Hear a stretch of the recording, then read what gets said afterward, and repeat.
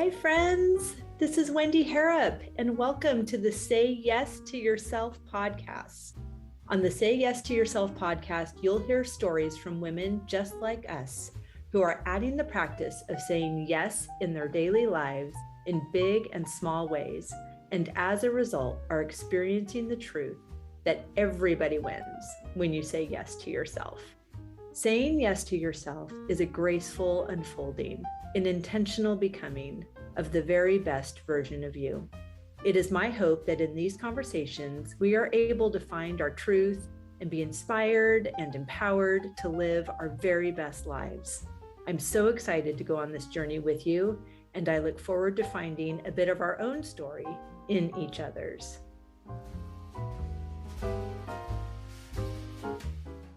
Hello, friends. Welcome back to the podcast. Happy Friday and Happy New Year. Yay, we did it. I'm so excited for 2026. I love beginnings, and there's nothing like the beginning of a new year. And if you were with us a few weeks ago and you heard Dina Barron's episode about 2025 being a universal 9-year, a year of completions, and 2026 is a 1 year of new beginnings, here we are. What are we going to do? What do you want this year to be? Who do you want to become? It's so yummy, and it is all here for us. And if that just sounds like, I don't even know what you're talking about. I don't even I'm just trying to clean my house after Christmas. Let me tell you, the power of intention setting, the power of being so deliberate about what you want the coming day, week, month, year to look like changes everything. For me, one of the practices that really anchors that in is choosing a word of the year. And we are having a word of the year workshop tomorrow, Saturday, January 3rd, where I will walk you through my system of creating the word or the phrase that is going to be my lighthouse for the coming year. In 2025, my phrase was, let it be easy. And it was fun. It was fun to bump up against my own growth edges as I was using outdated practices and making things harder than they needed to be. It was so fascinating to realize how much I needed to learn about allowing things to be easy and to be okay with what came easily. Oof. There has been so much unlearning going on over here at the Phineas Wright House, but I am obsessed with the woman that I have become after having that intention for 2025. And now I am so excited to step into my new word for 2026, but I'm not going to tell you what that is yet because I want to show you the process of you coming up with your word. So join me tomorrow, January 3rd, for the Word of the Year workshop. The link is down in the show notes so you can register. Even if you're not available during that time, you'll get the replay. Even if you are listening to this and it's March of 2026, you can register and you'll get the replay, and then you'll have the process, and you can do it whenever you do it because you're not doing it wrong and you're never too late. It's so good. Speaking of so good, today's guest, she is so fun. We have Hanna Bier. She teaches the art of making money with elegance, excellence, and ease. Her work turns what once felt confusing or intimidating into something thrilling, repeatable, and profoundly freeing. Sales become noble, money becomes kind, success becomes inevitable. On her way to becoming a corporate fashion girly, Hanna switched careers and found her true calling, helping women discover the power of financial mastery.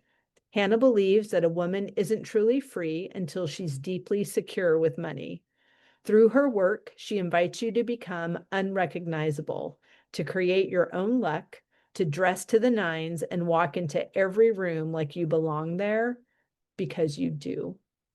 The side effect of being fully in your power is outrageous financial success.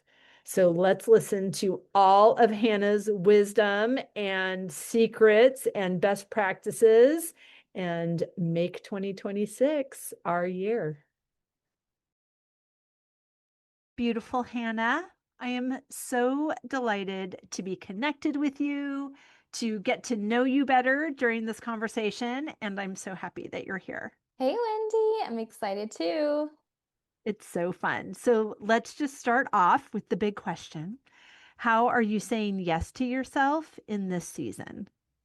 I've been thinking about this question, and I feel like I'm having such a playful season of my life right now. Like everything, like I'm baking every day. My house always smells like either brownies or cinnamon rolls, and I'm jumping on the, like my daughter likes to jump naked on the trampoline with the garden hose. So we do that all the time. And it looks so beautiful because like there's this rainbow forming in the air, and it's we're just jumping through the rainbow.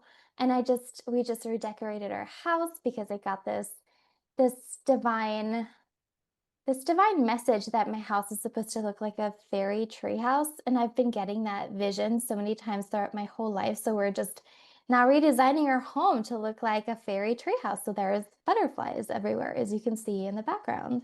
And so That's so I do fun. feel like I'm in such a yes, yes, yes, yes, yes phase of my life in so many ways.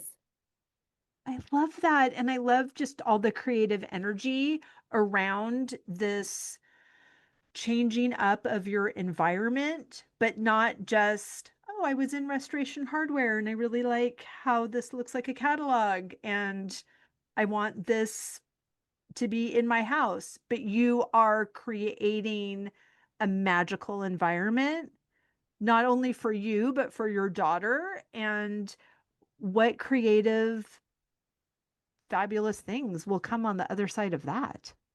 Yeah, I really love it. It's so unserious, as the Gen Z likes to say. I just really love having fun all the time. We just got back from a music festival in the south of England. We're going to be camping out at the beach in the Netherlands soon. And so we're just going to be road tripping around Europe and having lots of fun. And I'm just having such a blast. It's just a really fun season of life for me. That's so great. So I'm certain that whenever you are telling anybody about these fabulous plans, they are quick to ask you, how do we get to have a magical life like this? Yeah. One thing that I really do believe in is living in the energy of yes. It's something that I do with all of my clients. To me, it's the WD-40 for life. Been doing it for years, and it really is, I think, the source of the magic that I experience in my everyday life. And everybody who's listening, you can just try this on for a moment. Just say to yourself, yes. Yes, yes, yes. And just notice what happens. Like for me, I get tingles on my arms. I get like this sunshine feeling in my belly, and I start to smile, and my chest starts to soften. And like, yes, yes, yes, yes, yes. So I love living in the energy of yes. Like that's the first thing that I do. And you can try it on and try no. No, no, no, no, no. And for many of us, it feels a lot more familiar because most people live in the energy of no. Like can't do this, can't do that. In my topic around money, it's like, no, we can't do it because we have to work. No, we can't do it because it costs money. No, it's too far. It's too hard. It's not fun. It's like all of our stops and blocks that we put into life. And so for me, that's the embodiment of the energy of no. And so just as you're feeling into your body and you're noticing where the nose sits, kind of maybe set an intention that for the next couple of days, you're just going to start to live in the energy of yes and see what happens. I remember when I first discovered this, I was living in London and I was taking the train to Paris every quarter because I was part of a mastermind that met in Paris. And I was just sitting on the train saying to myself, yes, yes, yes, yes, yes. And then this lady came up to me, and in French, she offered me her scarf because she said, oh, you look really you look cold, it's the dead of winter. And she said, would you like my scarf? And I was like, I don't know. But before I even knew it, she had like this silk scarf just draped around my neck and just walked off. And I was like, okay. And then, Yes. and then Yes, this, yes, yes, yes, yes, yes, yes. yes. And then this businessman next to me, gave me my suitcase and like insisted that he carry the suitcase through the station for me, but not in a way of like trying to hit on me or trying to get anything. He was just like, I don't know. He was just so happy to get to give to me. And I think the energy of yes turns us into excellent receivers. And people Mm. love giving. Like it's so much fun. When someone's over at my house and they're like, I don't need this and I don't want that. And no, I don't want to sit down. I don't want to drink. Like that's no fun. But when somebody comes to my house, like my best friend Ashley, who's like, can I have seconds? Can I have thirds? Can I have more? What else is there? And then at the end of her stay, like my fridge is empty. Like there's nothing left. Just the joy of getting to love and give to somebody like that is exhilarating. But most of us walk around in the energy of no, and it's like we have all of our armor up. Nobody's allowed to give to us. And then we're like, oh, life is hard, life is scarce, and it's such an illusion because people love giving. Like the world is full of givers. So when you start to live in the energy of yes, you might be like, oh crap, my neighbor, stopped me just right before this interview and was like commenting me on my dress and how pretty I was looking. And then I always have such an uplifting attitude. And it's just like being showered with compliments randomly only happens when I'm in the energy of yes. So I really hope that I can sell this to everybody who's listening. I really hope that I can land this plane, start to live in the energy of yes, and you'll be so surprised at what happens. How do we do that? So I obviously live in yes, it is my brand is always inviting people to say yes to themselves because I'm already doing it, even for I lead trips to France for solo female travelers. And there was a time when I first started that I offered this trip and nobody signed up.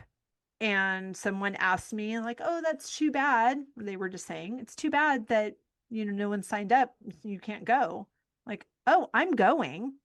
Like I was inviting them to say yes to themselves, but their yes is not my yes. My yes is my yes. So I've gone on all of Yeah. these trips and it's so fun because I'm not attached to their decision or their lack of decision or their timing or anything. I'm not waiting. I spent so much of my life waiting for somebody to give me permission to do what I wanted.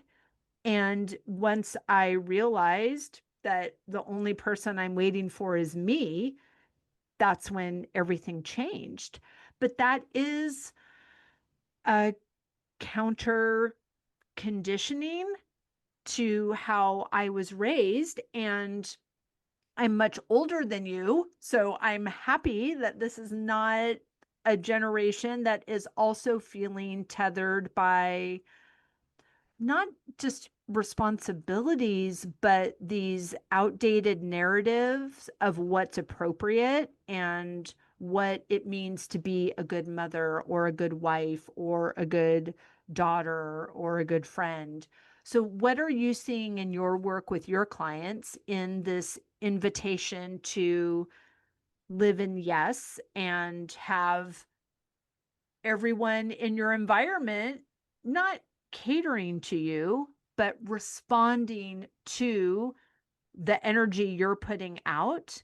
I can see how someone would say, well, yeah, how do you think your yes happens? It's like, I have to do all the work to make sure that you get the life of yes, but that's not what you're saying. And I know that that's not how it works as well. So, what are you finding in your work?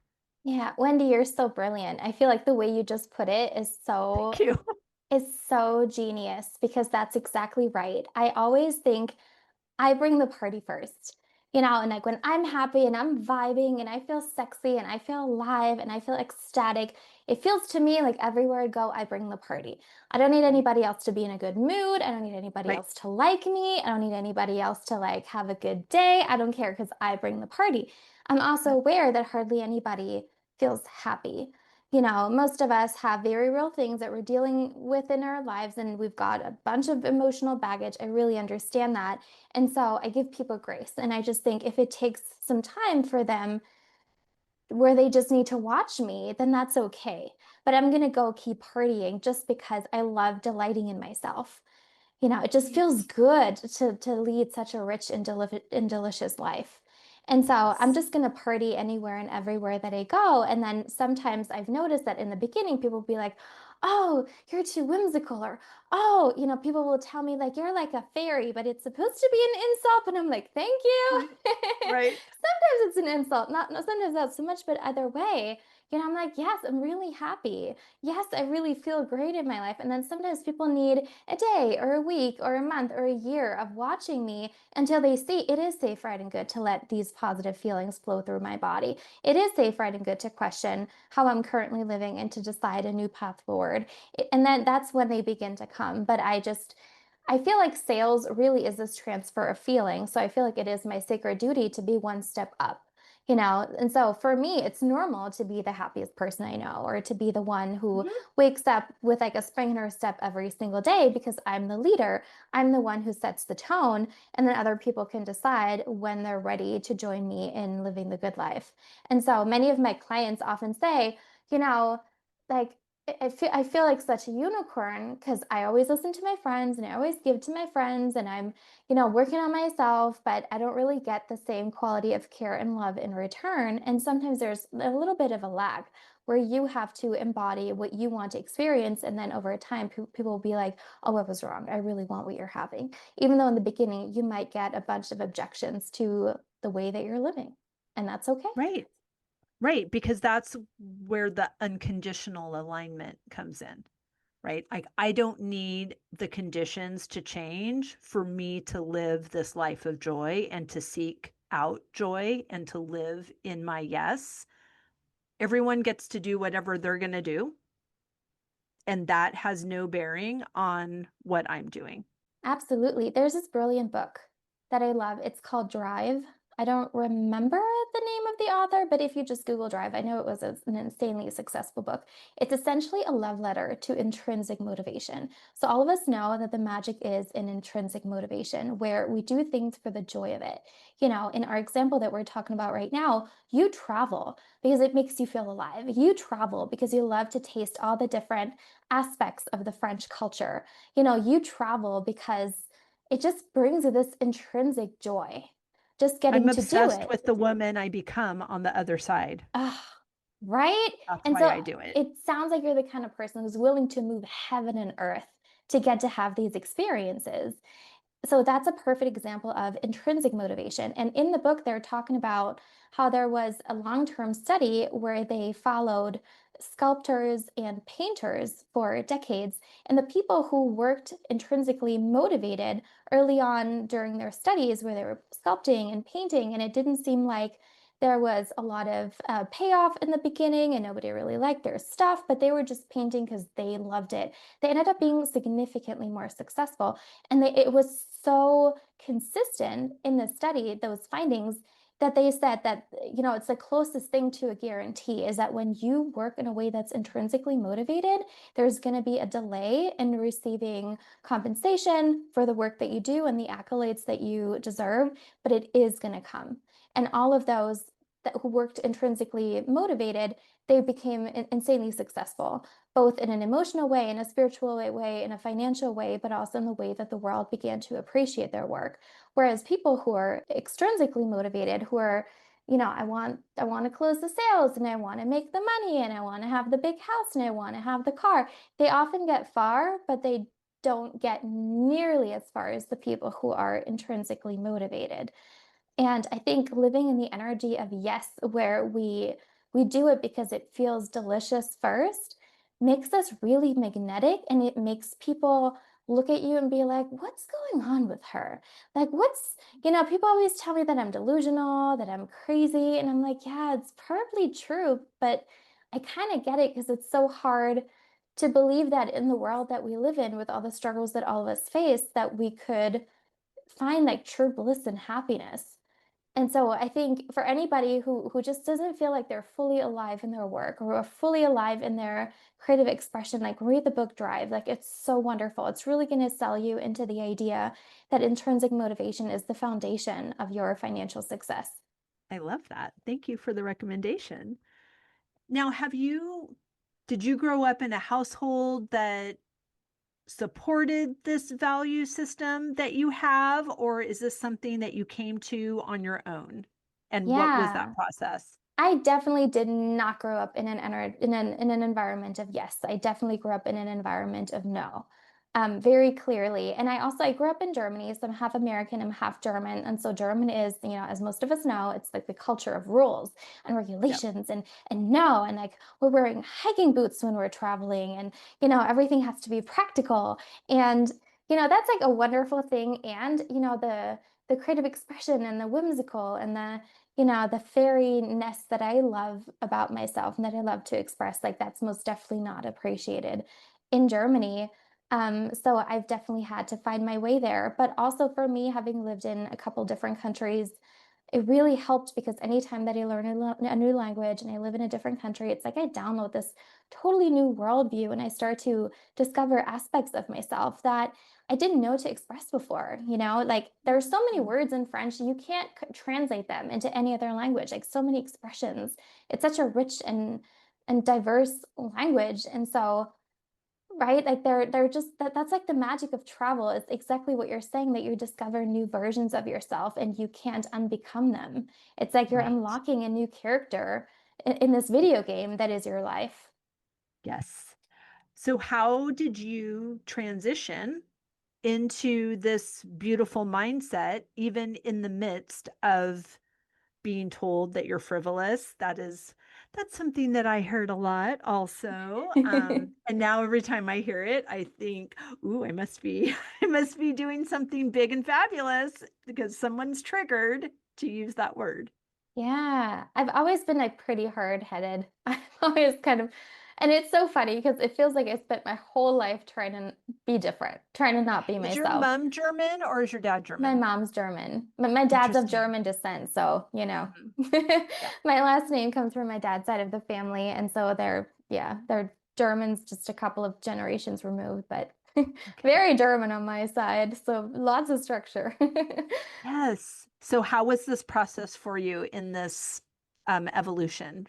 Yeah, I really, at some point, the penny dropped and I realized that I could not, even though I really, really, really tried, I just could not get myself to not be myself. Even with all the misusing of self-development tools, like, trying to make myself more consistent and more serious and more professional and all these things, like none of it worked because at the end of the day, I just think that's so beautiful, that we are born the way we are. And even if we try to squash ourselves or hide ourselves or contort ourselves, like at the end of the day, it just doesn't work because we still end up being who we are. And I think that there's this relentless kindness. It's almost like life says, no, I created you this way for a reason. No, I created you this way for a reason. It's almost like we're butting heads. I'm like, no, I want to be different. So I fit in better. And then life is like, I really, really, really created everything about you totally on point, from the tips of your toes to the top of your head, from your unique perspective. When I was living in Bali, the nickname that I had was Mickey Mouth because of my voice. I've since taken singing lessons, so I think my voice changed a little bit.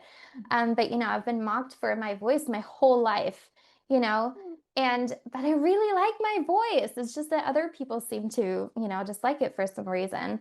And I've just really come to this What point an of, awful thing to hear. I'm so yeah. sorry people said that to you. Yeah. What I realized though is that nobody can really reject myself. I can That's only right. reject myself by agreeing with them. And That's so right. over time, I just started to see, okay, one, I can't escape myself. And I have tried. Believe me, I've tried everything. Two, it seems like what other people say about me is just like the weather. If they're in a good mood, they're going to give me compliments. If they're not in a good mood, they're going to criticize whatever. And sometimes they're going to criticize the very best things about me because it's like, it feels confronting to them that somebody could just express those aspects of themselves and be totally happy in that. So it's more like their fight with themselves. And then Mm-hmm. also looking around, I just felt like I didn't want those people's lives. I didn't want the normie life. I didn't want to stay in my hometown. And, over here, it's like science and engineering. I didn't want to be an engineer at Mercedes-Benz, or, Mercedes-Benz like 15 minutes down the road. Porsche is 20 minutes down the road. So this is like car mecca. I didn't want that. And so anytime that somebody criticized me who had the exact life that I didn't want, I was like, oh, that's good. I'm on my way Right? to somewhere that's perfect for me. Oh, I love that. I remember hearing a coach once tell me, like, we don't take advice or we don't take criticism from anyone we would not take advice from. Yeah. And it's But so then true. Like, again, Wendy, I love criticism because for it makes sure, my but I mean, body like, feel we don't, like, yes, like, yeah. we don't, what I mean is that we don't take that, if someone says you're being frivolous, like, I'm not going to ingest that criticism as my new mission statement to go in the direction that makes that person feel more comfortable when they Hmm. don't even have a life that I aspire to. Absolutely. Yeah, because then it's just the blind leading the blind. Right. If Yeah, someone hates their job, I'm not going to take business advice from them. That doesn't make any sense. absolutely. Yeah. And even the criticism and bad advice can be, really powerful guidance. Like I have a handful of people in my life. This might sound a little bratty, but honestly, they're okay, I'm just gonna say You live in a fairy house. If someone is already over it or they want to hear everything you have to say. So don't you worry if you sound it. bratty. Okay, here it goes. My heart is beating. Bring it. Oh, I love that. Yay, say it. You're brave and safe. Ah, I love that, Wendy. So there is a handful of people, and they don't know this, but do you know how it's always the people who are unhappiest with their lives who give unsolicited advice? It's always the Yeah. people who hate their jobs, whose kids Mm-hmm. don't speak to them, who are Mm-hmm. like, I don't know, very unhealthy and unhappy in their bodies, who like Who navigate don't. crisis after crisis, but they're always first to jump in to give you unsolicited advice, usually on a part of my life that I'm really happy with. And I That's just right. love those people in my life, and I kind of want to keep them really close because I just do the opposite of everything that they tell me to do, and it drives them insane. And they're like, "What's Hannah doing now?" And I told her to do the opposite. And it really enriches and expands Mhm. my life to just, I call it like oppositism. It's like a little approach that I've developed. And I just really, really, really love it because it's like I live in my own little reality bubble. I just really feel like I live in this energetic bubble. That's my Mhm. life, and I Mhm. wire it the way I want it to be, and other people wire it differently. And so if I see somebody wiring their reality bubble in a way that I don't want, it gives me so much inspiration. I know that Abraham, Esther and Jerry Hicks's Abraham, they talk Yeah. about how that's contrast, how Yeah. contrast gives rise to new desires. And so anytime they're being criticized or somebody tries to fight with me, I'm like, ooh, I like this. Because what do I Right. want? Like what's the desire that comes out of here? Sometimes I'm like really grateful that I'm not at war within myself like they are, or I'm Mhm. really grateful that I'm happy to let other people make all the mistakes that their heart desires, and I don't feel like I need to comment on that at all. I just wish them well because sure made a lot of mistakes in my own life. Nobody could have saved me from Right. those. It's so fascinating because when people, I mean, I also have people that have opinions about the beautiful life that I've created for myself. And it seems like it's really fascinating because as you say this, the people are saying you can't do that. You can't create your own little reality bubble. That's ridiculous, right? Like these are their words. At the same time, they have created their own reality bubble, but because it's so painful, that's not ridiculous and that's what we should be doing. And because ours is joy filled and has better champagne, like we are doing it wrong. It just, the logic doesn't even stand up.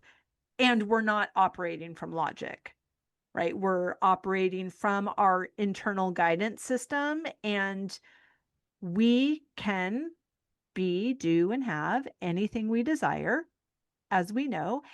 And so can they. And us having it and being it and doing it doesn't make any less for anybody else. I think that people take a lot of satisfaction in how hard something is, and there's not merit in things coming easily when really that's the that is the secret sauce. Like that is what we want. We want this to be easy, and we can allow it to be easy and feel safe and brave in that process as well. I love that so much. It's fun to be us, Hannah. I love it too. And I'm so grateful for the internet because it just, it really feels like I live in the muggle world. And I have so many clients who are autistic and neurospicy and just different, who are artists Wow. and creators. My clients are opera singers and painters and sculptors and consultants and own co-working spaces. And they start a fifth business. I'm like, what are you doing now? Right. And so we're all just such weirdos. And I love the definition of weird that means supernatural. We're all just really Mm. weird. We're all really different. We never really fit in. And it's just so nice to be around people who are also just totally unhinged, in a way that's just really delightful and fun. And so I'm just really grateful because it's so encouraging to know that I'm not alone. No, you're not. And even if you were, you're not, right? Like, because you have yourself. Like, Yeah, there is so much community in the the beauty and the safety and the honoring of presence, of knowing yourself, of trusting yourself, of believing that what is in you is also for you. There's such a homecoming in that, that even though you're only experiencing it with yourself, it does feel like a community. And because of that, because of the attraction level of that energy, you do draw the people that feel that same way about themselves to you. So it's not necessarily people that are agreeing with all of our choices, they're agreeing with all of their choices. And that's how we find each other. that's a lot of fun. Yeah, I love that. it is. It is so fun. So tell me, what are you working with primarily in your coaching business? How are you helping your clients? Yeah, I help really creative, really ambitious, very different women to find financial freedom, to make a ton of money in their businesses, and to go from somebody who's great at making money to somebody who's great at having money. And so I help my Ooh, clients download what I call their Wealthy Girl software so that closing sales, making money, letting it grow, really waking up every single morning and seeing, oh, the money grew again. You know, um, yeah, so that becomes their new normal. And it really came from this. I created something in my life many years ago where I'm clairvoyant and I'm very connected to my soul's voice, and my soul would constantly talk to me. When I was in university, I was studying fashion. One early morning, it was snowing, and I was on my way to university. I was like, kicking the snow with my feet, and I heard my soul say, start a business, travel the world, leave Germany, do this, do that. And then that same day, I saw a poster on the wall in my cafeteria in my university, and it said, "Come to Bali," and had a palm tree next to it. I was like, yeah, sure. yeah. Okay, Snowy in Germany. Yeah, I'll go to Bali. cool. Absolutely. So a couple months later, I was living in Bali, running my first business. And so I realized that for myself, my version of a truly alive, exhilarating life is having such an overflow, such an abundance of financial resources and the skills within myself to generate more and more and more money so that I'm truly free to follow my soul's voice in the moment. Oh my Because in the gosh. beginning, it was like, oh, my soul is telling me to do this. But then the everyday 3D logistics of making it happen involve money. And so Hmm. I don't grow my wealth in order to have a big house or to have a big car. I grow my wealth in order to be able to follow my soul's guidance like Yeah, this. Like when it right. tells me, move to Amsterdam now, done. Move to London now, done. Leave London now, done. Go, on a trip somewhere, done. Go to Paris, done. Like right in this moment. And I love wealth as this stored possibility. that Hmm. really makes me so secure that I'm truly free. Oh my gosh, that's so fun. I love it. So, you're in the cafeteria, you see the poster. Did you already have access to wealth to buy your plane ticket, to leave school? Like, tell me that story. No way. I found a student Because loan. I think what happens is that when we don't share some of the details, the listener or the observer makes up an entire story of what must have been the case that made this possible for you, but could never happen to them. Hmm. And I mean, I find that in beautiful conversations with people that are brave enough to say their thoughts out loud about what's happening to me. I remember having a conversation with a friend who said, "Well, you have a giant divorce settlement." I'm like, "I do? Tell me more." She's like, "Well, Where I'm is sure." I it? know. And she's like, "I'm sure you have $5 million." I was like, "What are you talking about?" And it's so fascinating because this person created a whole narrative that was just satisfying her staying Hmm. stuck by creating a really beautiful. I was like, awesome. I'm glad you see that for me. I received that. That will be amazing when that actually happens. Um and so I would love to hear the details because I don't want someone listening to discount this level of trusting, hearing your internal voice, hearing your soul speak to you, and this instant obedience to what you're being called to do. So what was that Yeah. play that allowed you to do that, please? Yeah, I was hella broke. My God. Nothing to show for. Sweet baby Jesus. But the German government offered these student loans and they were subsidized. So I would only have to pay half back. So I got a very conservative student loan, and Bali is, at the time it was even cheaper than it is today. And so I just got a room in Bali, like a gigantic, beautiful room overlooking the rice paddies in a house share. And, the people in the house share was partying all throughout the night. I would get up at 5 a.m. for my Mysore practice. I practiced Ashtanga yoga. And so it was like perfect. Like they came home from partying and I would get up and start my day. So it was like ships passing in the night. So yeah, that student loan like got me started. And then I started my first business as an emotional healing coach. Growing up, I had debilitating anorexia. I was the Mm, ghost floating down the hallway at school with like her joints protruding and belly rumbling and saying, "No, I eat." I wasn't eating, yeah. going for a run at like 6 a.m. and passing out in the forest because I felt like an apple was too many calories. That was Oh, me growing up. honey. And then I was diagnosed with an anxiety disorder, I um, can imagine. PTSD. Like my greatest accomplishment in life is how happy I am in spite of how hard the beginning 20 years of my life were. And so that was the thing that I knew how to help people with. I got certified in family constellation therapy. I'm clairvoyant anyway, so I can read my clients' as energy fields. I can, that's how it started, where I started saying, oh, there's this thing here and there's this thing there. And, this seems to be connected to like age of 7 around your dad.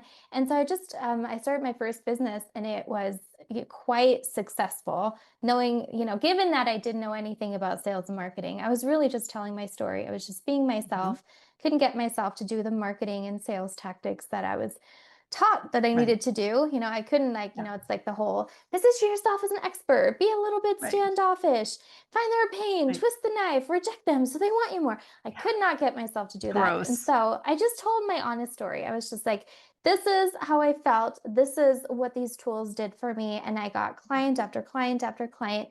And so that's how it first changed, but I was still so insecure around my ability to have and grow my money that I always Mhm. kept in the first, I think, 2 years, I had a side job.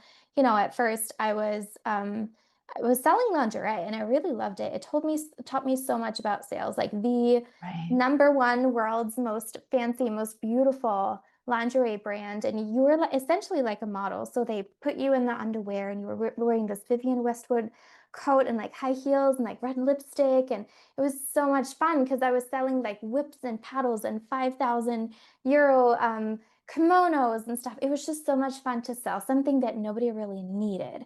And so in Yeah. my business, I was able to help people heal emotionally. And I started, getting incredible clients like yoga celebrities in London started wanting to work with me. And then I got all these like psychiatrists and psychologists who had PhDs themselves, but they wanted to work with me because they really liked my clairvoyance and just how effective the family constellation therapy was. So that business was so much fun. And I really loved having the money on the side of just getting to sell lingerie and play, that I got to sell something that's so, that nobody needs. Like who needs a 5,000 euro kimono? But it's just so much, and it really started to show me that people love buying, people love spending money, and that if we can sell in Yes. a way that's enjoyable, like that's a service, you know? Right. I love that for you. And I want you to keep telling the story. I just want to say also, I love how you were able to not even reframe, but see what was happening in a clear way. Like you had credibility because of this brand, and you also got to see how abundant money is because people are buying these things that are luxury items at a really high price point with ease. And you could have seen it in, from your unhealed way of what you had been experiencing when you were younger. You could have really seen, this being a person of power and you being objectified, but you saw yourself as healed, as in choice, as embodied, and that magnetism matched you to also seeing how you can be in choice and embodied with wealth. Yeah. It also taught me that I can get paid for being myself. Yep. It taught me that in my business, the most powerful thing, Steve Jobs says the most powerful person in the world is the storyteller. I'm going to say this again. The most powerful person in the world is the storyteller. I didn't know that at the time. The only thing that I had in my business was my story. And so I Mhm. went into details, I told the truth, and I was like, even if I'm not marketing the way it's right, even if all the experts say I'm doing it wrong, even if nobody likes it, you know what? At least I can go to sleep at night and just know that I was true to myself. And then, my inbox was blowing up and people were like, "Can I start today? Can we?" And it was like, "Oh crap, like this is working really well." And then also in my side job, and I was obviously making so much more money in my business than I was in the side job, but it was really good for my heart. And I used the money in the side job because I was, working on commissions. I was getting a bunch of commission, and then they always give you like free lingerie and free swimwear and free, like to this day, I have so much stuff, like just ridiculous things, Right. and it's so much fun. And it just felt really good to know that my side job is paying for my life, for my food, for my rent, for my everything, and that the money in my business, I just get to keep and play with, and I get to grow it. And I think that's like one of the biggest, most liberating discoveries that I've made in my whole life is that it's safe, right, and good and totally natural to get paid for being me. And that actually the only way to be truly, I call it profitable, where you're emotionally profitable, you're spiritually profitable, you're financially profitable. It can only happen when we muster up the courage to show up as our whole selves. And that's when money just becomes really fun.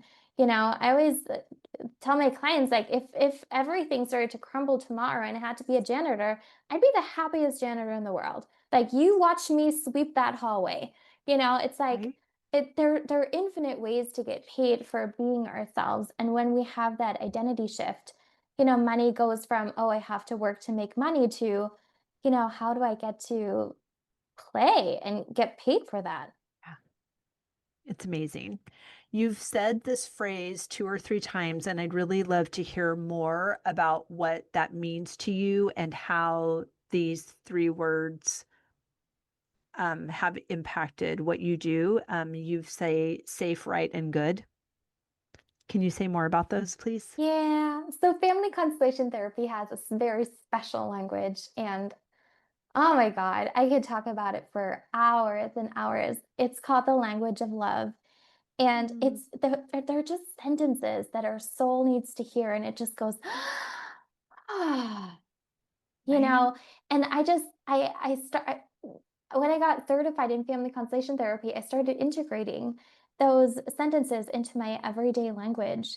And that's a family constellation therapy thing. You know, it's safe, right, and good to be seen. It's safe, right, and good to get paid for being yourself. It's safe, right, and good to be a great money maker. It's safe, right, and good to have money. It's safe, right, and good to sleep as much as you would like. It's safe, right, and good to play all day long. It's safe, right, and good to have all of your needs met. It's safe, right, and good to have all of your desires fulfilled. And so, the sense of it's safe, right, and good, it's so reassuring. It's so comforting. Another family constellation therapy sentence would be, I'm just feeling called to offer this in case it resonates with anybody Yes. listening. I haven't seen you for as strong as you truly are. And Mm, so we say this in the context of, when we've got parents who are very troubled. Like in my case, my parents are extremely emotionally mature. They're very troubled. My grandparents were refugees during World War II. There's plenty of trauma in my family system. And I would say, until me, the recent generations, it was definitely just passed down and like stored and acted upon in ways that are really destructive. And so for the longest time, I was unconsciously following my family's footsteps by recreating many of the experiences that they were having. And so in order to start to carve my own path, I needed to say this to my parents. I haven't seen you for as strong as you truly are.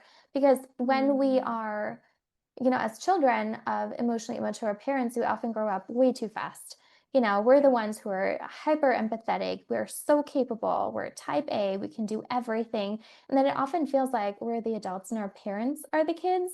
And so in Mhm. family constellation therapy, we bring everybody into the right order again, where we remember you're the big ones, I'm the little one. You're the mom, you're the dad, I'm the daughter. You're big, I'm small. It's your job to give to me, it's my job to receive. And then in return, I'll say, Mm, Mom, Dad, I haven't seen you for as strong as you truly are. I'm going to give back all the trauma that I took from you that I've been trying to carry on your behalf, and it's been making me weaker. It's been making you weaker. I'm just going to give that back to you now because you need it. And when it's going to make you stronger and it's going to give you the opportunity to transmute this because this is not mine to carry. And so those are some examples of family constellation therapy language. And it just gives me chills every time because those are the sentences that our soul really needs to hear. And it's incredibly liberating. It really was the foundation of my money changing, of me for really sure. learning how to save and learning how to have money because money really is an expression of love. And growing up, I did not have the experience of love being consistent and trustworthy. And so I get to Mm, experience that with money now. The way that money loves me today is the exact way that I should have been loved all along. And so being able to resolve this family trauma through family constellation therapy just really freed me up to get to be myself and to get to have a wonderful life that I'm so happy with today. it's so beautiful, Hannah. I love that you shared all of that, and it is just so, it's just encompassing. And it's not the story of a woman who's living this magical unicorn life and is creating a fairy house, and it's not, I mean, those are beautiful things, and when you hang in there long enough to be invited into the story further, and you see this house isn't built on a cloud. This house is built on a solid foundation of healing and integration without the nonsense of 3 decades of living an unlived life. Like you are a quick study. It's beautiful. I love that you were able to turn this trauma into triumph and were able to do that in such a beautiful, holistic way at an age where you hadn't, I mean, of course, everyone develops habits that are not helpful, but that narrative was, you were available to rewrite it. And I love that you did that in such a beautiful, integrative way. And then didn't just let that be your story. You're helping other people rewrite their own story, regardless of their age or how long they've been existing in this life. And you are showing them how it's done and how it is safe, right, and good to do this and to let it be easy because you haven't, they are now seeing themselves for stronger than they are. It's Yeah. really beautiful. It's so beautiful. Now that we're talking, it just feels like anytime I get to talk about family constellation therapy or with my private clients, I still do a lot of it. Yeah. I fall in love with it like all over again. It's so interesting how many of us we've just had some really, really, really rough experiences. And we got Mm-hmm. so many benefits from that. But in family constellation therapy, we say that when you digest your trauma, when you don't just hold it, when you actually digest it, it gives you depth, strength, and wisdom. And it's like you get to harvest all the goodness that the trauma didn't bring, that the trauma brought you. And oftentimes the trauma comes from people from choices that other people made, right? Like we For didn't sure. choose the experiences that happened to us. The responsibility totally lies with the perpetrator of what happened. And the least that we can do is receive the depth, strength, and wisdom that those experiences can give us. And it's like trauma pulls us more deeply into life. It lets us have a much richer life experience. And I'm so passionate, especially my clients who have had really tough lives. I'm like, this is why we need to be aggressively happy now. This is why Yes. we aggressively build your wealth. This is why we help you have everything right now because you so absolutely deserve it. Because you've done the hard part of your life and now you get to be in the happy part of your life. It's so beautiful. And I love that word of digesting it because you're keeping what is in service to you and releasing everything that isn't. I mean, that is the digestive process. It is. It's so good. Oh, I love this, Hannah. I really want to know what happened after Bali. Can you tell me What happened in after our last few Bali? minutes? Or My are you still in Bali? I'm in Bali for some time, growing my business. Then my soul tells me, leave Bali now. And I'm like, cool. So I go back to Germany for a very short stint. My grandpa had a stroke, so I was very happy to be there to just support him. And then my soul said, move to Amsterdam. I'm like, all right, and so since one of my main life goals at that time already was I want to be so financially secure that I'm truly free to follow my soul's guidance in the moment, just like that, I just knew that I can't delay. So it happens a lot that I just wake up one day and I'm like, total life change, and I'm just redoing everything. But yeah, my inner guidance is like very strong. It's very loud. It feels like someone's like hitting me across the face with a frying pan. Like Right. I cannot ignore it. Well, and it served you well to not ignore it, Yeah. which is amazing. So, where are you in the world now? I'm back in Germany. So my daughter Okay. was born in London. Her first couple years were in London, and then my soul said, move to Germany. And now my life looks like the sound of music. Like it's rolling hills, it's cobblestone streets. I'm taking singing lessons, I baking every love it. day.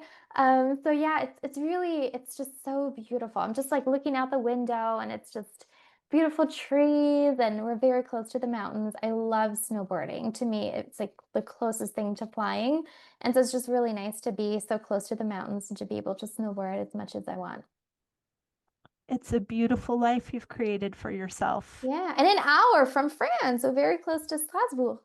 So anytime Brilliant. that I need Oh a my gosh, parmesan, so very close. fun. So fun. Christmas markets. I'll meet you there. I know. We Oh, have the it's so most good. beautiful one very close by. It's in Esslingen. It's like this medieval Christmas market. It's the Oh, only one you need to see. So if you're ever in the area, you let me know. brilliant. Thank you. Thank you. I will. I have loved this conversation, Hannah. Thank you so much for your generosity and for all of your fairy dust. Thank you so much for having me. This was so much fun. Please tell everyone where they can find and follow you, how they can be involved in your work, all the good things. Yeah, my website is hannabier.com. That's HANNABIER.com. And you can apply for coaching with me. You can find out about my programs there. You can get freebies. You're also welcome to say hi on Instagram at Hannah Moneybliss. So fun. We will link everything down in the show notes. But thank you so much for your time, Hannah. You're a doll.